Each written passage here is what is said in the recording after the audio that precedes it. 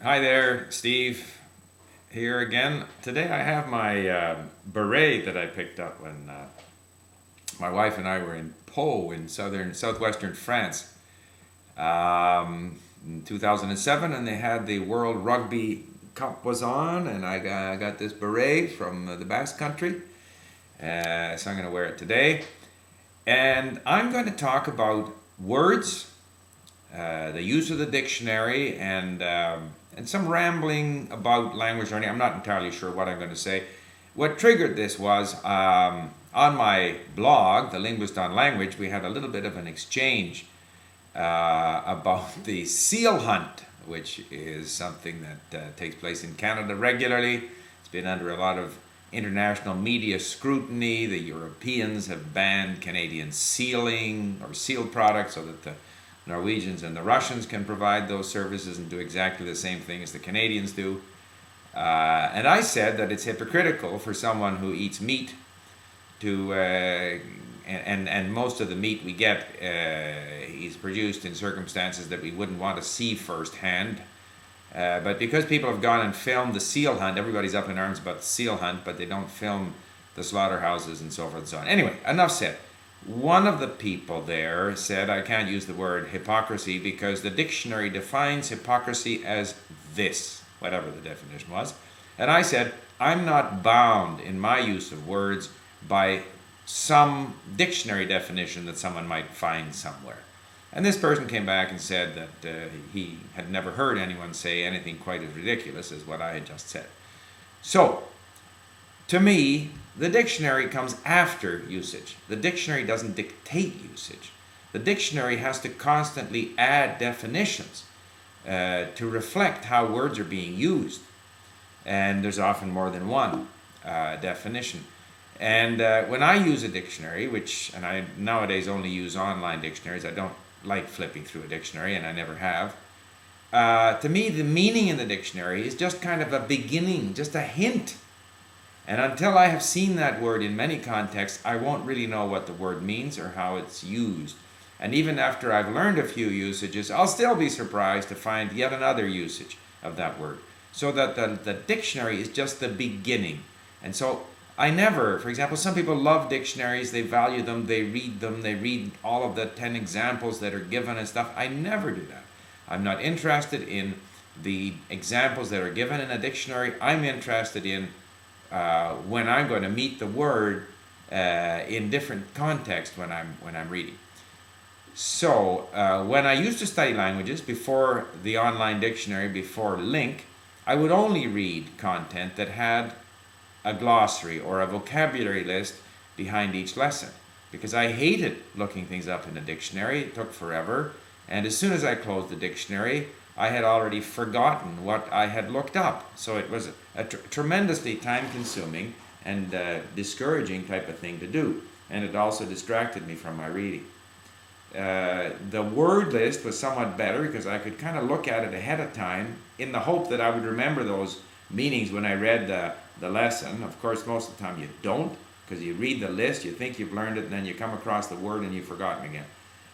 So then sometimes I would read and look at the word list, but that's very distracting because you're disrupted, and often they give you a little indication that this word is in the word list. And even though you know the word, you look it up, and then you realize that in fact you knew it. But then the words that you don't know aren't on the word list, so it's very unsatisfactory. And that's where we got into Link. Let me say that I consider the learning of words to be the biggest task in language learning. You go through that initial period where you overcome the strangeness of the language, you start to hear it, you can tell where words begin and end. If you want to, you can even say a few things. You feel very proud of yourself. Now you can say, hello, how are you? My name is so-and-so. But then there is that long process of acquiring enough words so that you can follow a lot of different discussions. Because after all, to me, primarily language learning is about understanding. If I struggle saying something, it doesn't bother me. Some people are concerned. I know people who speak English who make lots of mistakes, who have heavy accents, but when I speak to them, they understand everything I say. Those people, to my mind, are fluent. They're totally with it. They've come up with a manner of speaking that's influenced by their native language, which is full of accents or whatever. It doesn't bother me as long as they can understand. And in order to understand, you need lots of words. And to me, the learning of words is like the milestones. It's like I've often mentioned, in talking about LingQ, where we track the number of words that you've learned, that you know. And of course, it's not totally scientific, but it helps. This is like, I call it the mechanical rabbit at the dog races. They have dog races and they have a mechanical rabbit, and the dogs chase the mechanical rabbit. So the learning of words, the desire to increase your vocabulary, that's the driver.